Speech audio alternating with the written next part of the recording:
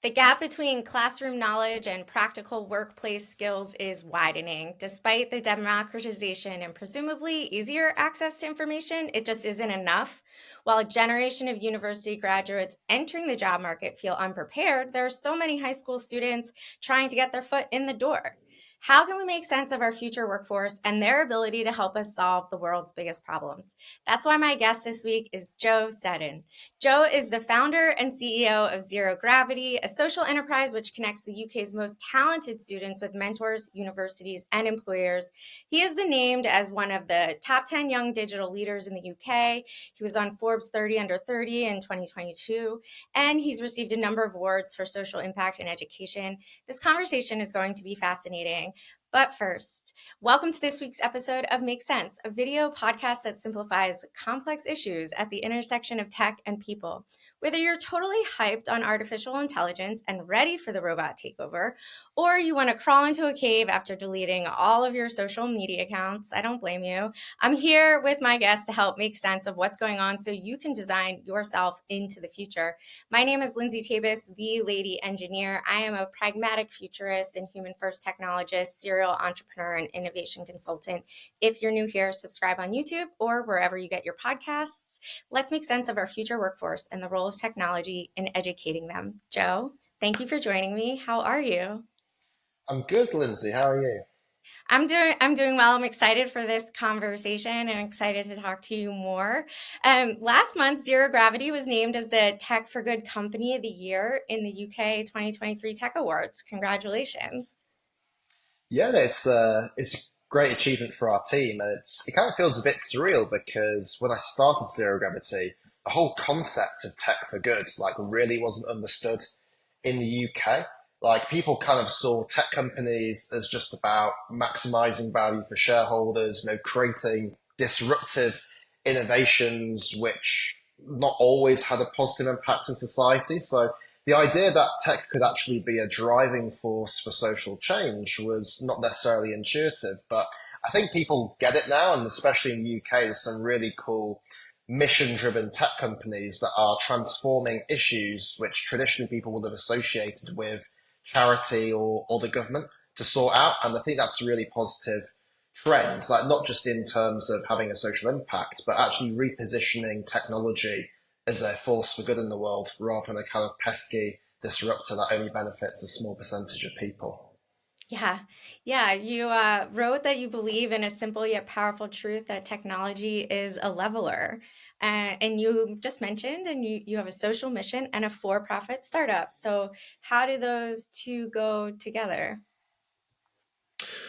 Well, I think the beauty of technology is that when it works, it really can perform miracles. Like the scale that you can get through technology and your ability to engage people deeply and consistently is completely unparalleled versus anything in the physical world. So tech really can perform miracles, but it has to be designed thoughtfully with the right intentions in mind. And I think all too often in the past couple of decades, a lot of tech companies have been obsessed about generating shareholder returns and have lost a kind of sense of perspective of actually why they started in the first Right. place. Like there's so many social networks that started with a mission to connect the world together, and now the kind of emphasis is on just on get more kind of mindless doom scrolling through apps. So I think that kind of repositioning of what tech should be doing and trying to return to the kind of mission driven roots of technology is a really welcome change. And that's certainly what we're trying to pioneer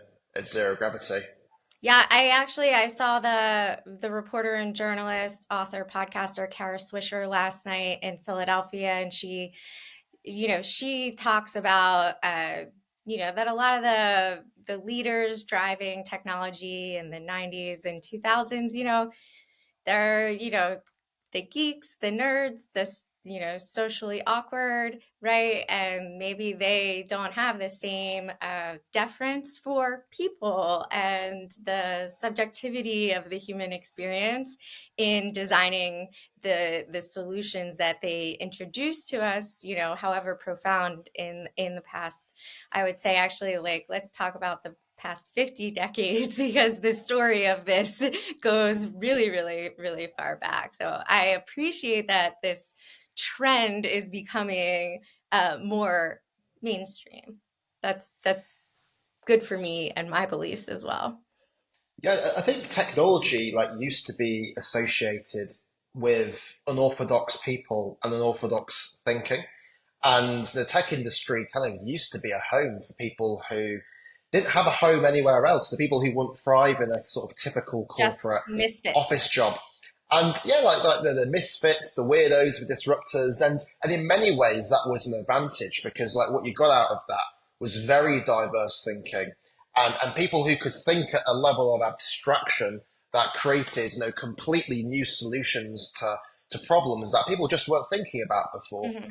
I think that the disadvantage, though, and I think we've started to see this over the past 20 years, is as the tech industry is becoming increasingly lucrative, it's a key growth driver now in the Western world and Western economies, those sectors have become very ossified. Actually, when you look at the people who work in the tech industry, work in Silicon Valley, work in London, it's actually one of the most privileged industries in the world, where the vast majority of people who work in the tech industry come from affluent families. And what I think that's led to is an industry which is actually no longer that unorthodox. It's actually an industry that is kind of a representative of the most affluent people in society. And I think it's a bit out of touch, in Yep. all honesty. And when you look at a lot of the breakthrough tech companies over the past 10 years, a lot of them are there to serve kind of the top 10% of consumers. Particularly when you look at the gig economy. The gig economy is great for people who are affluent. That you can get takeaways, your Mhm. shopping delivered on demand, your washing. It doesn't really solve a problem for someone living in relative poverty or someone who's struggling to get by. So I Right. think it's not only led to the tech industry sort of being out of touch, but I also think there's a huge missed opportunity, which is because so many tech innovations are being concentrated on the top 10%, that there's another 90% of that market which is completely untouched. And that's a massive opportunity for companies who can bring new solutions to people who currently aren't being thought about by a lot of tech Yeah. companies. And that's the kind of market that Zero Gravity is trying to address, I We're suppose. we're gonna get to diversity later in this episode. I do appreciate you saying, that these companies have kind of ossified because I like to say that the wheel wasn't invented in the boardroom. So, that being said, let's start with our first segment, Crystal Ball. What does the future hold? This is where I call out interesting predictions for this year, and the experts, my guests, tell us their hot takes. So, I'm going to fire off some predictions. And Joe, I want you to say, like, yes, I want that to happen, or yes, that is happening, or no, please no. And if you have some extra intel to tell us, please do share. Okay. So, the first one is that no replacement appears for Twitter. Instead, a small percentage of the existing Twitter base is divided across small platforms, and much of the rest just stop using any of them. Let me give you a little bit of extra info. This kind of builds off a prediction from last year that social media users turn their back on the algorithm, emphasizing that community building will happen in private spaces. What are your thoughts, and where does zero gravity fit in here? I think this is a really interesting question because I'm someone who's kind of on the cusp of kind of Gen Z and millennial. I was born in 1997, and I kind of grew up with a lot of these social network platforms, and in particular Twitter. I've got a strong affinity to because it was one of the first platforms that I was on and that I loved using. But what I've seen as a consumer is a massive shift in behavior over the past 5 years from social networks being the kind of forums for community and debate to entertainment platforms. Like when I was 15, 16 years old, I'd be tweeting every day. I'd be updating my Facebook. I'd be on Tumblr. I'd be posting on Instagram. Like nowadays, the vast majority of people my age, we're just kind of passive consumers of content. Like I haven't tweeted in ages. I'd spend probably 5 or 6 hours on TikTok per week, but I've never uploaded a video. So I think there's been a massive shift in behavior from actual people being both a consumer and a contributor, to people actually just defaulting to consumption. And I think that's a really big problem for Twitter, because I think Twitter, more than any other platform, or X as it's now known, relies on people being both consumers and contributors. Now, you can kind of get away with it on TikTok and Instagram, where a small portion of the community can generate all the content. But for Twitter to really work, I think it has to be a genuine forum of discussion. So I think that shift in user behavior is going to be really, really difficult for Twitter slash X in particular to overcome. So personally, I'm not bullish on its prospects. Like whether it will be disrupted by someone, who creates a platform that creates genuine community. Like I'm not sure, because I Yeah. think the user behavior around being a consumer of entertainment rather than a contributor is now pretty deeply baked. Right. I don't have too much of a disposition to share more of my life Yeah. online than I already have. So, like, whether I would want to do that on a new platform, I'm not too sure. 100%. I really appreciate that observation that it's become more of a place to consume media rather than to create community and connection, which is where it started. I remember joining in April 2007, 4 months after it began, and my friends in graduate school and I, like, that's how we talked to each other. It was almost like a public-ish WhatsApp group chat, you know? That's what it was at the time. So next prediction, community-based learning. So we'll see more learning projects which create communities to learn something. This includes local micro schools, social network-based studying, community-based, massive online courses, and specialized platforms that help pursue specific subjects together. I think this is in Zero Gravity's wheelhouse. What are your thoughts? Yeah, I think this is a tricky one, because of the big technological advance over the past 18 months being artificial intelligence. And a lot of the AI products that currently come to market are kind of deeply individual based ways of learning. And what they kind of offer is an ability to personalize and tailor an education experience directly to an individual. But it's kind of, it's a one-to-one relationship. It's a relationship between an individual and a consumer, and then AI, what usually is an AI bot or platform. So in some ways, I think education will become more individualistic, because if the AI revolution, though, does actually bear fruit, there'll be less of a need to actually pool education resources in community in order to have an impact. So I think there's a driver towards individualism there. I suppose on the community side, I think where there could be some interest is actually there's quite a lot going on in the edtech space regarding building strong education communities outside the classroom. I think traditionally people have presupposed that you can only do community in person, like you can only do it through a school or a local area. But I think that's now been defied by a number of like really interesting communities that have grown online. And we're talking about social networks, but the platforms like Reddit, I suppose, were right at the beginning of this advance in terms of some of the huge sub communities which grew on there. There was, like, for instance, the Wall Street Bets a couple of years ago as a kind Right. of education community around the stock market. They really did disrupt what was going on in some In of the the shares actual of stock small market. cap companies for a Right. couple of weeks. So that's quite a silly example, but there's a number of these platforms which are taking off, and Zero Gravity is one of them, where what we've created digitally is a way to bring together students from low opportunity backgrounds in one place, where they work together to unlock their collective potential. So I think there's forces moving in both directions. AI is a driver of individualistic learning, but also technology has made it more possible to create communities online, and has created a new avenue for community-based learning, which doesn't have to be in the classroom.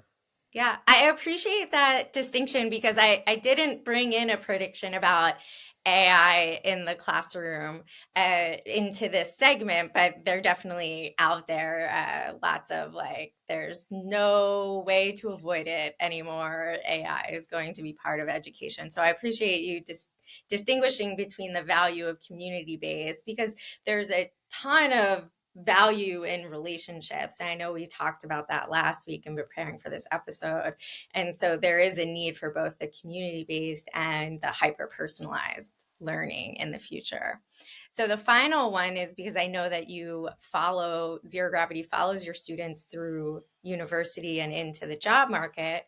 The job market will continue to bifurcate between companies that go fully remote forever and those that go back to the office. Yeah, so speaking from a UK perspective, um, like there's a huge change in working patterns during the pandemic, away from in office to remote slash hybrid. And there hasn't been a full normalization now that we've moved back into the post-pandemic era, though especially people working in the services sector, which in the UK is the key driver of the economy. The vast majority of people are still working hybrid. They're around 2 to 3 days per week in office and the rest from home. I, I do think what's interesting is like, is this new equilibrium around hybrid sustainable or not? And I think there's a couple of things that suggest it may not be sustainable. I think the first is that a lot of businesses actually don't have very good sort of corporate training anymore. So in the 1980s and 90s, your big graduate employers would have very refined, well worked out, well invested in training schemes. Most companies have now scaled those back if they have them at all, because the retention in businesses is much lower. So it doesn't make as much sense to kind of invest $100,000 in training someone up if they're going to leave in 1 year's time. So the amount of corporate training is rapidly reduced. And I think that actually makes it more difficult to sustain a hybrid environment, because actually most people get their training nowadays through osmosis. And Informal, and it's right? informal, and if you can't do that in an office, it's really difficult to learn. And I've certainly heard from speaking to lots of young people that they're coming out of university into the jobs market and that they're working in these hybrid environments, just finding it really difficult to become productive because the rate of learning and training is much lower than it would have been in the office environment. And that makes me think that this new equilibrium could be unsustainable unless technology comes to the rescue in terms of finding a way to better train and onboard new employees. I think we're going to see this equilibrium be challenged. On the Yeah. flip side of that, though, I, I think some forces in the opposite direction is we're starting to see products now that make it possible to work remotely, but with greater human connection. The Oculus has been out for a number of years. Apple they released their product a couple of weeks ago. And these products aren't perfect. I don't think anyone can imagine wearing one of those headsets at home permanently yet. But we're kind of on the cusp of the technological innovation in the sector now. I don't think it's completely unfeasible that within the next decade we could see a really, really good product that makes it possible to have a office style environment from your home workspace. And I think that's a really interesting trend, which again may make this new equilibrium um, sustainable if the tech progresses at a quick enough rate. Yeah, I'm smiling because I had a series of questions and I did not share them with you, and you seem to have answered them. So, one, how do graduating students feel about this? Do they want hybrid? Do they want to be fully like in the office or remote? I think you kind of answered that, but went straight into this informal conversations and learning, water cooler talk. It really suffered. And particularly for those in your age bracket that started their careers during the pandemic. So do the graduating students have a preference? Do they want to be in an office? Can they perceive that that has better value to them long term? I think there's really mixed feelings on it. I think Gen Z as a generation are kind of more transactional about work than other generations. Like a lot of Gen Z, kind of they don't live to work. They at the end of the That's day, good. they work to live, and that is the attitude of the Gen Z generation. So it's in that context, they're kind of less forgiving of employers who they want to put stringencies on their working environment. But on the other hand, a lot of Gen Z they can't afford to buy their own house because house prices have rapidly increased over the past couple of decades. The ratio of house prices to income is much higher than it was for their parents and grandparents. So they don't often have great home environments to work in. Okay. A lot of traditional community institutions, whether those be pubs, no sports teams, no churches, are in decline. So people need their work environment more to give them a sense of community and belonging. And I think there's a real longing from that for Gen Z. So I think it's a generation who is in many ways kind of in two minds about this revolution. On the one hand, they like the flexibility and they like the fact there's been a rebalancing in power between employer and employee. But on the other hand, a lot of people are kind of missing that sense of community.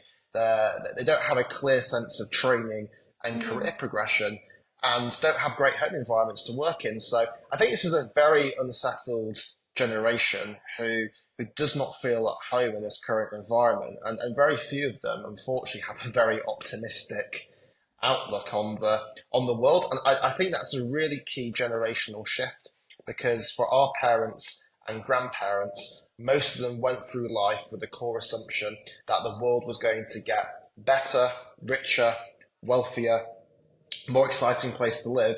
With Gen Z, those assumptions are not true. Yeah, People assume the world is going to stay chaotic, disruptive, and that we're not on a kind of arc of progress. that's And so that is a big fascinating. generational perception shift. That is so fascinating because I graduated college in 2005 and graduate school in 2007. And then the economic crash of 2008 and 2009 happened very shortly thereafter. I'm considered an elder millennial, being born in '83. So we kind of had the shit thrown in our face. Like, haha, you thought life was going to be this like upwardly trending direction. And like, no, it's absolutely not. Right. So, so you've got my generation being very like, uh cranky because of missed ambitions and missed hopes, and then you've got your generation and younger who's just like um unfortunately like what is there for us to work for. But I think that there are plenty of things for us to work for, and there's always an opportunity to right the ship. We're going to continue this conversation, but I'm going to do a brief interlude before we go on to the second segment. So before we go into the second segment, I just want to make a quick announcement. If you are new to Make Sense, I prepared a list of the top 10 clips from the first 30 episodes. So I want you to be able to dive into the most insightful clips without having to watch full episodes by visiting lindsayt.com/ms top 10. So that's lindsayt.com/ms top 10. That will be in the show notes. All right, Joe, going into our second segment, what do you know? So, this is where us relatively intelligent tech ecosystem insiders discuss headline hype in the news. And we don't always claim to be experts, but certainly Joe knows a lot. We probably know more than you. So, I want to use this headline to cue up a broader conversation. So, here it goes. Many Gen Z employees say ChatGPT is giving better career advice than their bosses. So for anyone that's listening in audio only, we got a little smile out of Joe. Let's take a step back before we tease this apart. In 2024, Joe, what is your take on AI in education and early career development? Is it inevitable? My comment would be like, what career advice? A lot of people go through school and also the early stages of their career, like not really having any formal career advice. There are a lot of state-funded schools in the UK like don't have an in-house careers department, and if they do, it's often with somebody who hasn't actually been in the workforce for around 20 years, who doesn't have their finger on the pulse in terms of what's going on. So I think in many ways, like a lot of AI can be a democratizer in access to the high quality information and guidance. For people from low opportunity backgrounds, that could be a real value add where those people haven't had any resources at all historically in that area.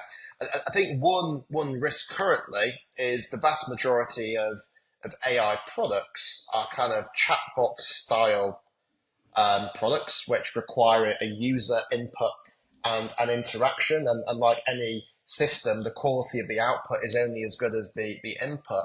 And these current AI products are incredibly powerful for people who have really good, verbal reasoning skills and a real mastery over natural language. They're large language models after all. So I think people who have high levels of education, high levels of verbal reasoning can get real value out of the way AI is currently being implemented and productized. People who don't have those skills are really going to struggle to get value out of these products. So I think what's really interesting as the next step is, can AI be used in a way that does not require huge verbal reasoning skills? Because if we can productize AI to not require great verbal reasoning skills, we're going to unlock a much greater part of the market. No, not just people from low opportunity backgrounds in developed economies, but people in developing economies who might have never had any high quality formal education before. I think Or that's a real next step for the industry.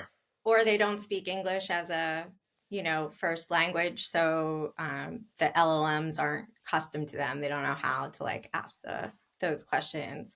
I think it's interesting because I know, we've talked about the idea of just because the information is there and accessible, just because the AI is there and accessible, doesn't mean that people know it's there and know how to use it, right? I think you talked about the democratization of information doesn't always mean that it helps the people. Yeah, because Yeah, you can do things to democratize information, whether it's AI, whether it's the World Wide Web, whether it's more digital products. But the gains from that are going to accumulate often to knowledge workers who know how to actually navigate those complex right. systems. And I think to ensure that the benefits of these systems are widely spread, we have to find ways to reduce the complexity of interaction with these products, because no, technically anybody with an internet connection and a mobile phone can find out any fact in the world on Wikipedia. Now, that even though that means that technically there's a level playing field in terms of access to information, that does not mean that every worker in the world has equality and their ability to actually leverage that information to make a difference in their life. And that's because it's often not clear how to Mhm. actually navigate these systems and make them work for you. And that's where I think AI is going to be really interesting, because if the current kind of trajectory of product development stays the same, I think we risk seeing an AI industry which works incredible for knowledge workers and doesn't really have that much effect at all for people who are outside those sectors. But if we can find a way to reduce the complexity of interaction with these models, I think that's where we see the potential for widespread gains. So, what things I'm really interested in is finding ways to integrate AI into existing products that don't require verbal reasoning or direct verbal reasoning, and also other modalities as well. Like, are we going to see AI systems which you can interact with through audio rather than text? I think for a lot of people that will also open the door to interacting with these systems, because the people from poorer backgrounds tend to have better no spoken English than they often do no written English. So I think Interesting. that will be a really interesting development. Like, are we going to see a spread in modalities away from no text also to audio as well? I think that will be quite key to unlocking the power of AI for a greater group of people. So when we're talking about information and tools and, someone has to know that they exist and then to go find them and then know how to work with it to get the right information. That's a very pull method, right? The person has to go pull the information versus the information being pushed to them. How do you, with zero gravity, kind of meet your audience at their, front door because they might not know that these tools exist or these opportunities exist? Sure. So, like, we boil it down to three things, which is connect, learn, and discover. So, just starting with discovery, like, a lot of young people actually don't know what opportunities are out there. If you grow up in a kind of small suburban post-industrial town, often you can only see what's in front of you, the opportunities in your local area, know what your parents do, what your friends and family do. And you've got no idea that you can be a investment banker, or you can work in technology, or you can Right. work in professional services. So I think the first thing to do is find a way to expose people to opportunities, so opportunities come to them rather than them having to go to opportunities. And it's flipping the existing system the opposite way round, and immediately there you're correcting one of the inequalities, which requires people to be proactive about Mhm. finding That's the opportunity. Because goal. if you rely on proactiveness, then you're going to benefit the people who have most opportunities, immediately in front of them.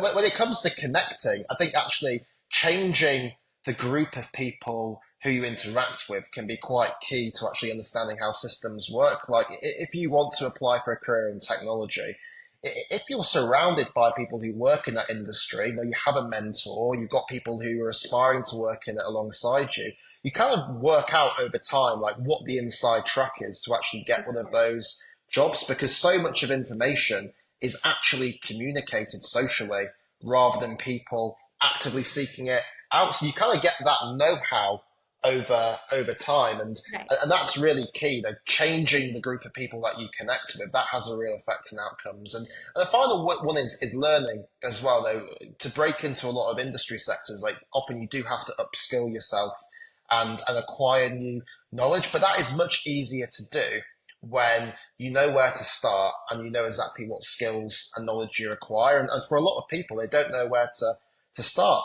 But once people know what they need to do, it's much easier to get that acquisition process right. So it's really not rocket science. These are quite basic concepts, but it's finding a way to develop digital products that make this easy and take the complexity out of it. Because whenever you have complexity, that's where the inequality starts to seep in. The Right. complexity and inequality are kind of the bedfellows in this relationship. And the key for any tech product is to remove complexity and find as much simplicity as possible. No truer words have been spoken. So it makes me think about, yeah, I joined Facebook at the end of 2000, no, spring of 2004.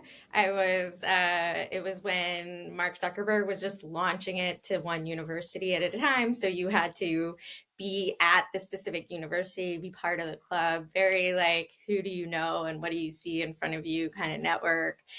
When it did start to make to high school students, it was really invite only. So it was only high school students that were friends with students that are in college, right? So how does zero gravity reach the high school students? Is there a network effect that you play on similar to this, but in service of equality and opportunity? Yeah, so we reach high school students in two ways. One is through social media. So our brand is a kind of B2C brand. No, we speak in the voice of Gen Z, and we're trying to create excitement about people's future and their potential and their ambition, because a lot of organizations like education institutions, non-profits, their employers, they speak in a very traditional, stuffy language to young people, and that can really kind of disempower and put young people off thinking about their future, because like no one wants to be told by their teacher at school that they have to get a job, and like no one wants to listen to kind of what a university has to say when you're 15, 16 years old. So I think having that B2C brand that speaks in the voice Mhm. of young people, their language they understand, has been really key for us reaching a kind of student who otherwise might not be engaged in these kind of activities. And then the second thing we've built is we work with over 30% of all of the state funded schools in the UK, and they've integrated our technology into their Mm. school systems. And what we've essentially built is almost like a digital scouting network for those Mm. schools, where we look at the school's data and pinpoint students in that school who might not look like the most perfect student on paper, but actually when you look at what they've achieved in the context of their background, that person is a huge overperformer who, if they get some support, they could achieve incredible things. So we've built technology that makes it easy for schools to do that and Oh, refer that's those so students to interesting. zero gravity. And that's been quite a key thing for us in terms of getting so many students on our platform, because we've now been able to integrate our technology deep into the schooling system of the UK, and make sure no student drops through the net as a result of kind of not finding out about who we are and what they could achieve for us. Yeah.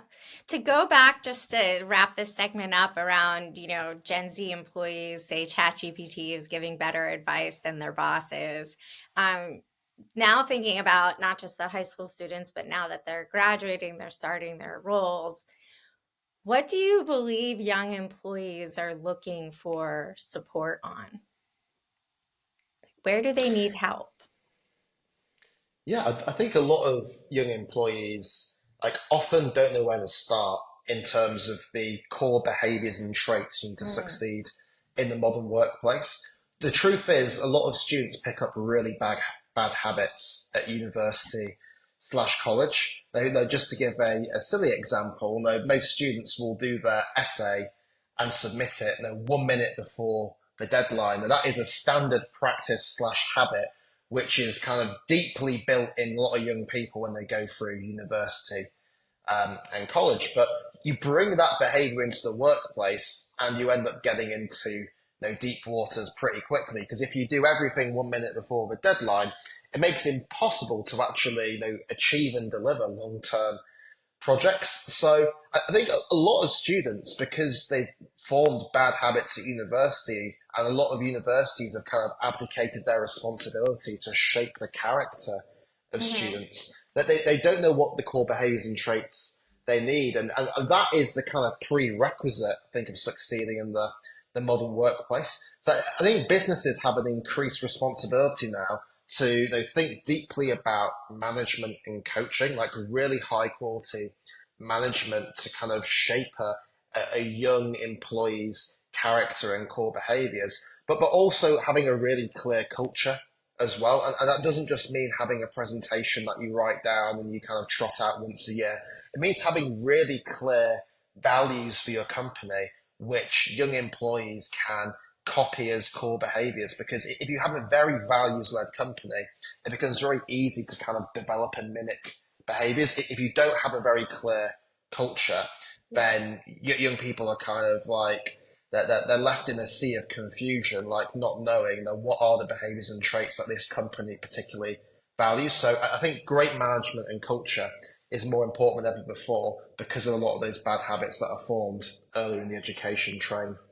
I think that that is a call for not just going back to education systems and how we and the skills that we build in our students, whether it's in secondary school or in undergraduate schooling, but it also speaks to what we talked about before about trying to find the equilibrium between hybrid, remote, and in person, because that culture is very hard to uh, kind of deliver and serve strictly via remote kind of collaboration.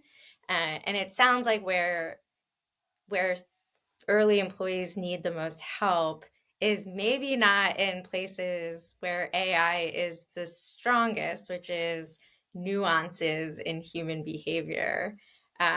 Understanding that if you leave the assignment to the last minute, then you don't get an opportunity to ask questions and get feedback and ask for help earlier in the process before the thing is due.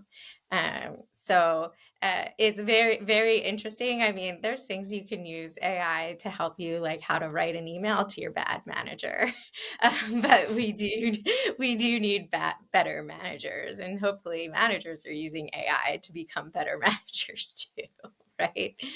Yeah, exactly. Like AI is very good for completing executional tasks with a very clear Mm, scope and set of instructions. Like what it can't tell you how to do is to develop the core behaviors and traits you actually need to identify that a task needs to be done in the first place and be able to scope out who are the right people to get involved and how to actually mobilize those people to help me solve this problem. So that kind of behavioral side is still untouched by by AI. And that's not to say that AI couldn't have a role there. Like I'm Yeah. sure there's lots of exciting products that could have an AI component in terms of shaping behaviors and traits, but we're not quite there yet as an industry. I think AI is quite siloed right now to Hmm. executional task Yeah.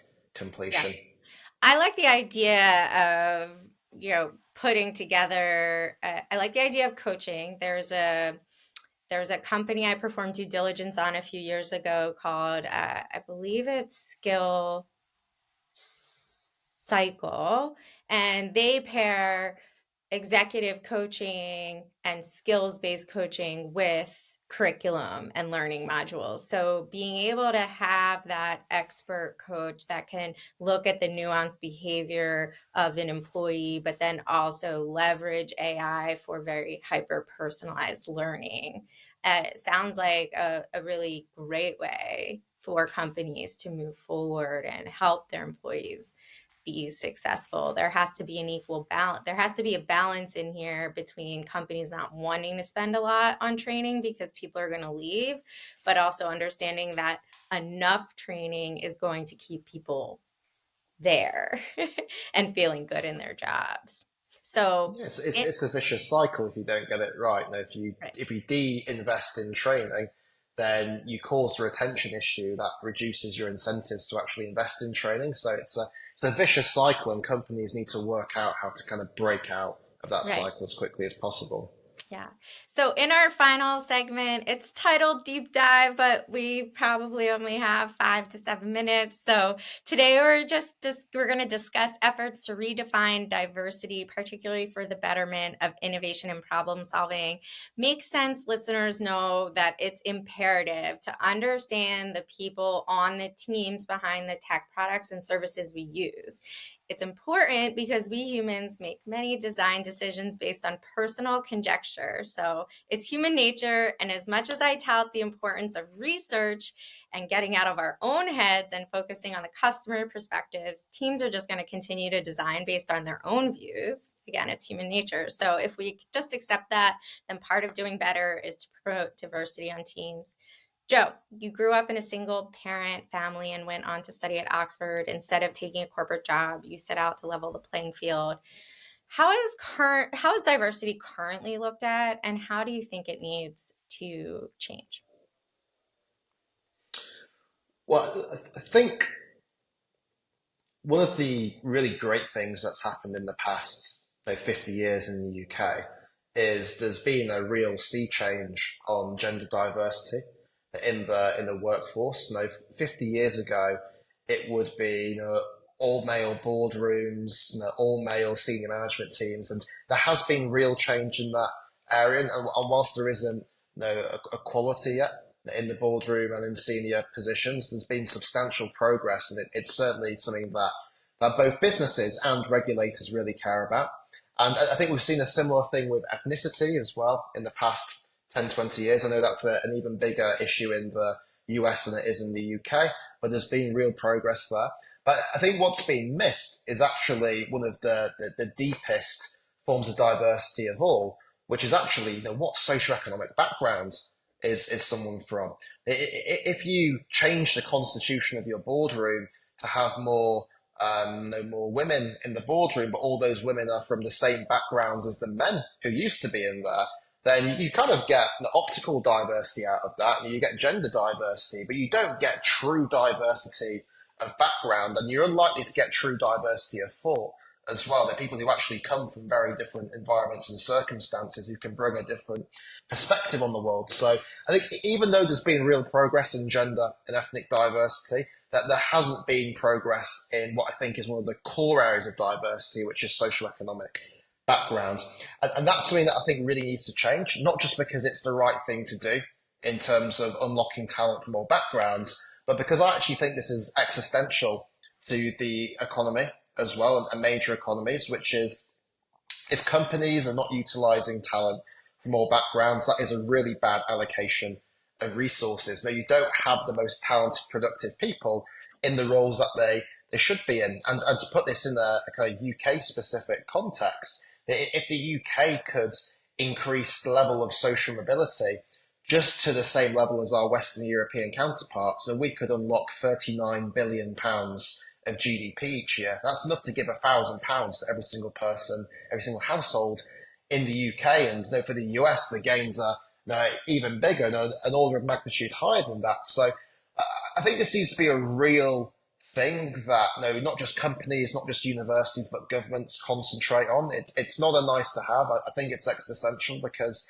if we don't solve this issue, then we can't guarantee that the kind of the Western world, liberal democracy, the values that we care about are going to be the predominant values for the next century. Because if other countries are able to do a better job at utilizing talent from all backgrounds, those will be the ones who shape the future. And I think the story of human history is civilizations have risen and fallen on their ability to utilize a broader sweep of talent. And whether it's the Romans, the Egyptians, all these civilizations succeeded because they found new ways of Right. innovating and using a wider variety of talents. And then they all collapsed when power and resources got too concentrated in one Right. aspect of society. They got complacent. And I think the Western world in the 21st century has got a bit complacent, and we need to fundamentally address this now. So that's the big issue in my point of view. Diversity, it's not a nice to have, it's existential. 100%. I couldn't help but start to connect the pieces of a few different ideas that are percolating. The idea of mobility, I think a lot of the times we think about from the bottom up, right? Like everyone needs to be able to move up, but there's also mobility that's needed within our economy and education, some right sizing and correcting. For instance, the emphasis on university and college education has actually meant that there's a lot of blue collar job demand that no one is trained for. And there's a ton of people who have found that they're not successful in the white collar world and are encumbered with student loan debt, right? And so there's this mobility that's needed there as well. And I think the word existential made me think about how another conversation I had on Make Sense was that when we talk about AI taking our jobs in the future, um, really the jobs they're taking are the white collar creative jobs quicker than the blue collar. Like it's going to take a lot longer for an AI robot to figure out my knob and tube electrical wiring in my 100-year-old house. That job is not getting taken away anytime soon either. So, um, anyway, this is all to say that there's a ton of mobility that needs to be unlocked for the sake of our, as you say, existential for our future and how we operate going forward. Does that idea fly with you? Do you like what I just said? Because I just put that all together. Yeah, no, I think it's completely true. Like the 1950s, 60s, and 70s in both the UK and US was the kind of golden era for social mobility because there was such a big expansion in professional jobs after the Second World War that a lot of people from working class backgrounds, for the first time, had their kind of full talents unlocked and were able to go into opportunities that previously they were excluded from. But like since the 1980s onwards, social mobility has been in complete stagnation in both the UK and US because even though we believe that we live in meritocratic societies, that meritocracy has been corrupted by money. If you're somebody who is you're a knowledge worker, you earn a good living, a good salary, you're likely to send your children to a good school. The kind of the advantages accumulate over time, and you confer the advantages that you had downwards to your children. And even though those people succeed in the system based on merit, in reality, their ability to succeed in that system has been advantaged by all the investment they've had in them. No better schooling, no tutors, resources. They're going to the theatre, cultural capital, extracurriculars. So I think meritocracy has been corrupted, and I think this is a huge problem for the Western world because what we have now is a massive gap between belief in meritocracy as an idea and people who've actually seen it evidenced in their own lives. There's a really interesting survey in the UK which shows that 80% of people believe in the concept of meritocracy. Only 27% of people have seen any evidence of it in their own lives. And I think that gap is driving so many different social phenomena. And in many ways, I think it's one of the most important gaps for any policymaker to consider. If people don't believe that the system works for them, people are going to start questioning the system itself. And I think people can see that across a lot of the Western world right now. 100%. Last night, Kara Swisher said it's not a meritocracy, it's a mirrorocracy, which I think is also another way to look at it too. So you make a really great point, and I want to wrap up. Let's make it make sense. Obviously, technology has a huge role to play in the future of education and the mobility of across our societal stratosphere in the workforce and with opportunities. I love the call that Joe made for um, socioeconomic diversity being essential for the future and to restore the belief in possibility and the system in order for us to continue to thrive. So thank you for listening to Make Sense with me, your host, Lindsay Tabus, and guest Joe Seddon, the founder and CEO of Zero Gravity. We hope you enjoyed our take on the future workforce and the role of technology in educating them. Joe, besides LinkedIn, where can people find you online? Do you want them to find you? Yeah, of course. I think zerogravity.co.uk is the place to go. Awesome. As always, you can check out all the links and resources in the show notes, including a list of the top 10 clips from the first 30 episodes. Dive into the most insightful clips without having to watch full episodes by visiting lindsayt.com/ms-top 10. Final note, if you want to continue to be the smartest person in the room, how could you not be the smartest person in the room with Joe's conversation today? Make sure you're getting notified when each episode hits on YouTube. Hit that subscribe for next week's episode. And for audio only, follow wherever you get your podcast. Thank you, Joe, for joining me. This was awesome. Thanks, Lindsay. Great to be on.